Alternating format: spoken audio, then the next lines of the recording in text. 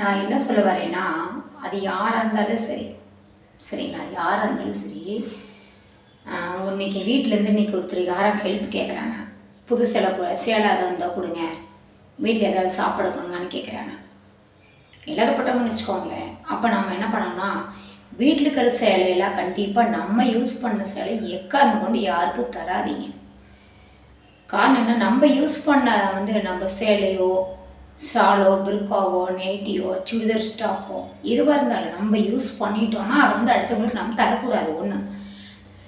ரெண்டாவது ஒரு விஷயம் என்னென்னா, நம்ம வீட்டில் உள்ளது முக்கியமாக வெளியில் கொடுக்காத பொருள், கடுகு கொடுக்கக்கூடாது, உப்பு கொடுக்கக்கூடாது, எண்ணெய் கொடுக்கக்கூடாது. சரிங்களா? கடுகு, உப்பு, எண்ணெய், இந்த 3 பொருள் எக்காரணம் கொண்டும் நம்ம வீட்டு வாசப்படி அடுத்த வீட்டுக்கு தாண்டக்கூடாது. அது தரவும் கூடாது. நம்மளுக்கு இருக்கிற பருக்கத்தை அதில் தான் தரக்கூடாது. சரிங்களா? அது மட்டும் இல்லை, நம்ம யூஸ் பண்ணது துணி, எந்த துணியாக இருந்தாலும் சரி, தயவுசெய்து கொடுக்காதீங்க. ஏன்னா கொடுக்கணும்னு ஆசைப்பட்டா கொடுத்ததான் ஒன்று கட்டலை, கண்டிப்பாக கொடுக்கணும். நீங்கள் என்ன கொடுக்கலன்னு தெரியுங்களா? முக்கியமாக தானத்துலேயும் தானம், பெரிய தானம், படுக்கிறதுக்கு பாய், தலகணி, போர்வை, சரிங்களா? இது கொடுக்கலாம். அத்தரை கொடுக்கலாம். வெளியில் கொடுக்குறவங்களுக்கு அத்தரை கொடுத்தா அவ்வளோ நன்மை. தலகணி எடுத்து அல்லாதவங்களுக்கு கொடுத்தா அவ்வளோ நன்மை. பாய் கொடுத்தா நன்மை. பெட்ஷீட்டு பொத்தி படுக்கிறதுக்கு பெட்ஷீட் கொடுத்தா ரொம்ப நன்மை. சரிங்களா?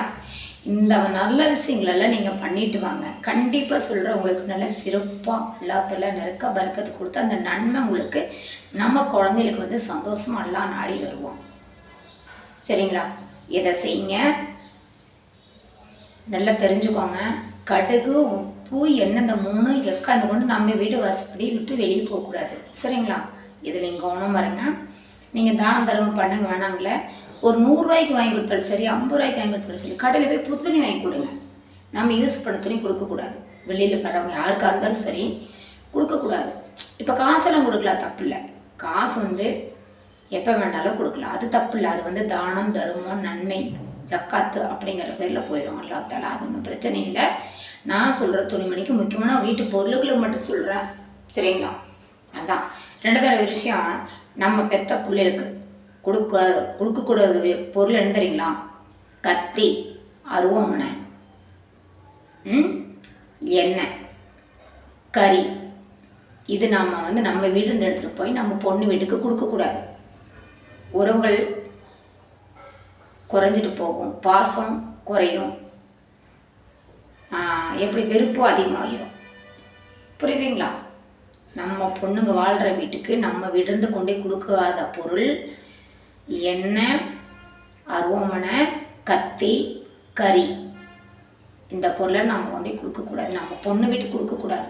அது நல்லதில்லை, புரிஞ்சுக்கோங்க. சரிங்களா? இதெல்லாம் நல்லது. நான் சொன்னது இந்த வீடியோ பிடிச்சிருந்தா உங்களுக்கு லைக் பண்ணுங்கள், சப்ஸ்கிரைப் பண்ணுங்கள், ஃபாலோ பண்ணுங்கள், சப்போர்ட் பண்ணுங்கள். அஸ்ஸலாமு அலைக்கும்.